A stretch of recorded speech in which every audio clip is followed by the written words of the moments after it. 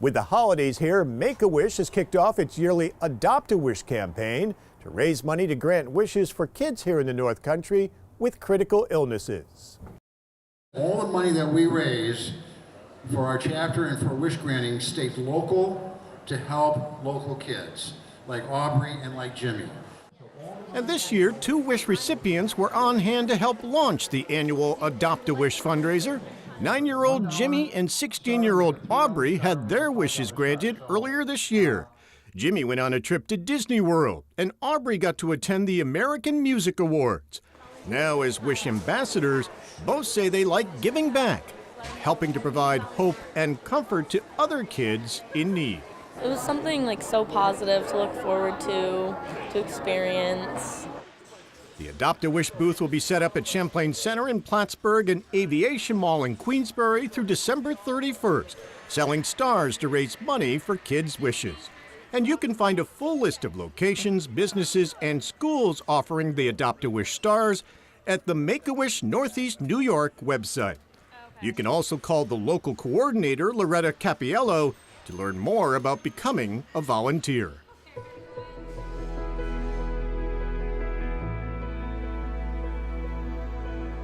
And we are happy to be joined by Bill Trigg, the CEO of Make-A-Wish for Northeastern New York. Welcome, it's nice to see you. Oh, thank you, it's good to be back. Oh, it's a pleasure. We see the Adopt-A-Wish campaign at the mall in Plattsburgh during the holiday season, both in Plattsburgh, also Aviation Mall down in Glens Falls. Tell us a little bit more about what your organization does. We grant wishes for children with critical illnesses. We are part of the national organization Make-A-Wish Foundation of America, which is based in Phoenix, Arizona. We're one of 60 chapters across the United States. Our chapter is now 32 years old, and we cover the 15 counties of the 518 and 838 area codes. But we all share the same mission and the same purpose, which is that together we create life-transforming wishes for children who are critically ill. And you cover a huge swath of New York, including the North Country. You've really tried to increase your footprint in the past few years. We have. We've always been based in Albany, but in recent years we've really worked to try to create more of a presence here in the North Country, which is the northern end of our chapter, as well as in the southern end of our chapter below Albany as well. But here especially in the North Country, we have a great cadre of volunteers, wish granting and fundraising volunteers right here in the Plattsburgh and Malone area. So we are trying to really develop that group of volunteers and create more public awareness about our mission. And your mission, how many wishes do you grant a year, and who's eligible? So to put it in context, there are approximately 27,000 children a year between the ages of 2.5 and 18 years who are diagnosed with a life-threatening illness or critical illness that would qualify them for a wish from Make-A-Wish. In our chapter, our potential is about 100 children a year that would qualify for a wish from Make-A-Wish. And you mentioned life-threatening illnesses, Yep. critical illnesses, but for people that think they have to be children who are losing their battle, that's not the case. Not at all. When Make-A-Wish was established in 1980, that was in fact the case. The original mission statement, the intent was to be able to grant wishes for children who are terminally ill. Right. But that's in 1980. So you fast forward to about the early 2000s. By that time, with the advances in pediatric medical science, more and more children were surviving their illnesses, especially with the cancers. So Make-A-Wish changed its mission statement to say that we grant the wishes of children with life-threatening medical conditions. Now, unfortunately, we are still living with that misperception in the public sector, which is why I appreciate being able to talk to you today, talk to your audience, that we still grant wishes for dying or terminally ill kids, and that's not true. We know in our chapter, now we've now granted more than 1,800 wishes in our chapter alone since we were established in late 1986.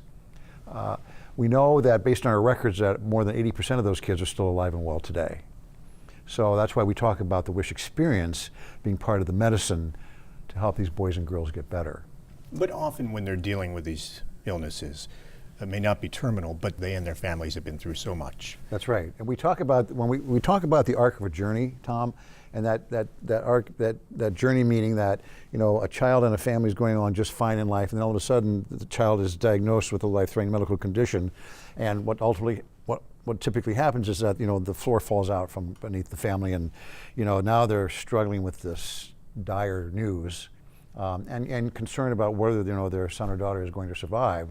So there, there's a dip, in their well-being, and then Make-A-Wish comes along, and then all of a sudden, with that conversation with the child and the family about what this child or teenager could have, could do, could be, or who they could meet, all of a sudden now they get this sense of hope and energy and anticipation and joy.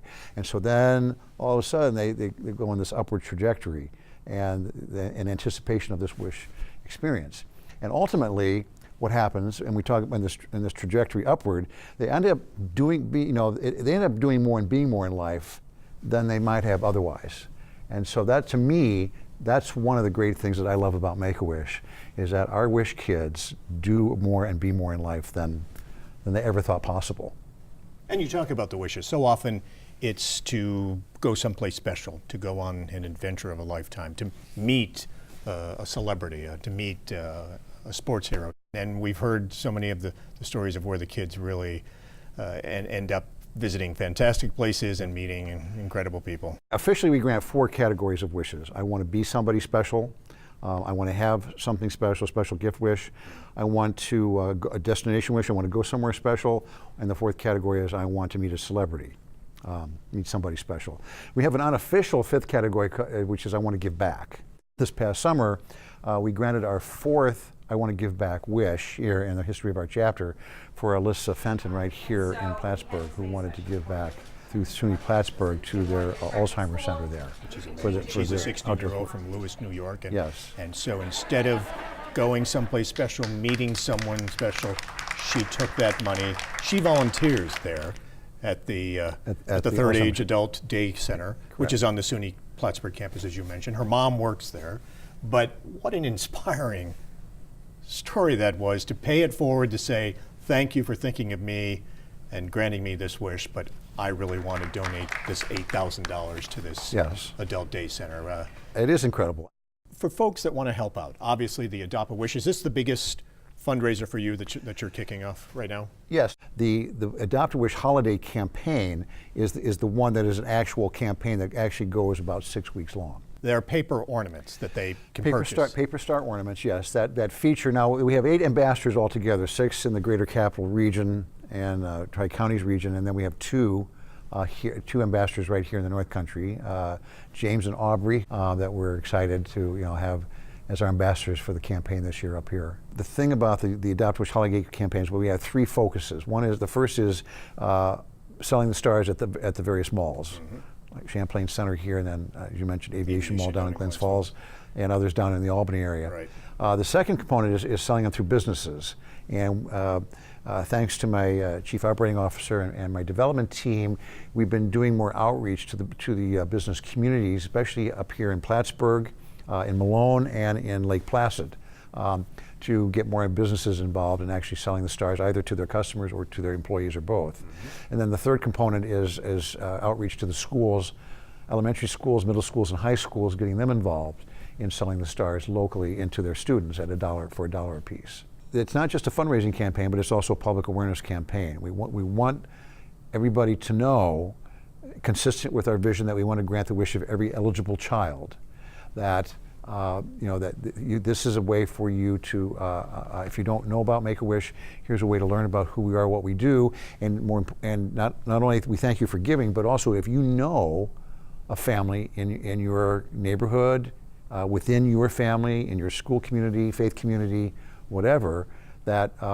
has a life-threatening or critical illness, please encourage them to get in touch with us, because we want to make sure that we are able, if they qualify, to be able to grant their wish.